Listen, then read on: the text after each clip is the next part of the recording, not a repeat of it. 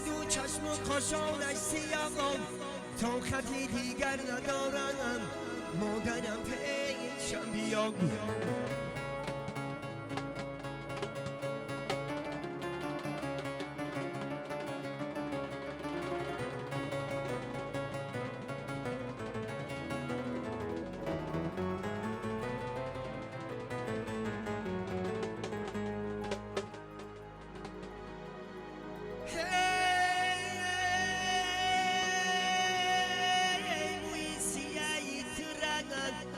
چه یاد کنم همرنم بر تگی دلالو فریاد کنم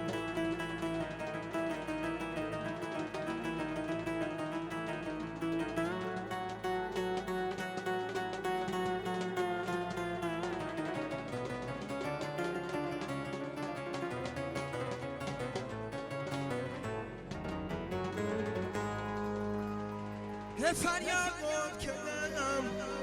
فریاد کنم کسی جواب ندیدن امروز میروم مزاقت رو باقات کنم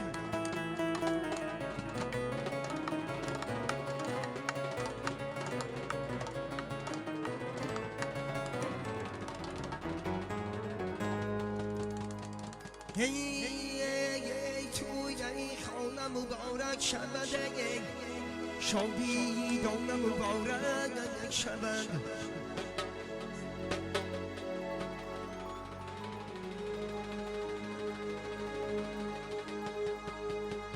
شمیل جوان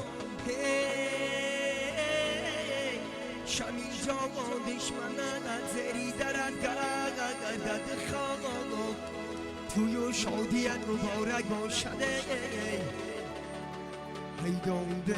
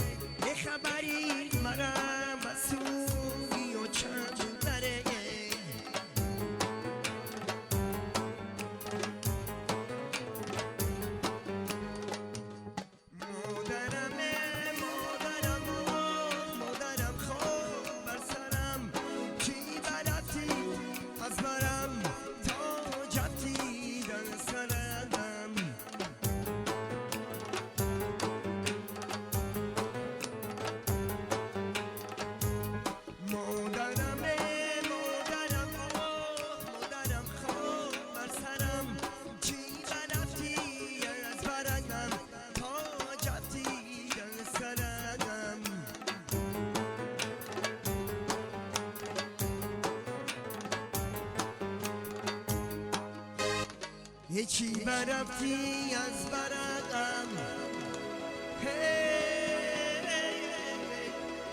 تا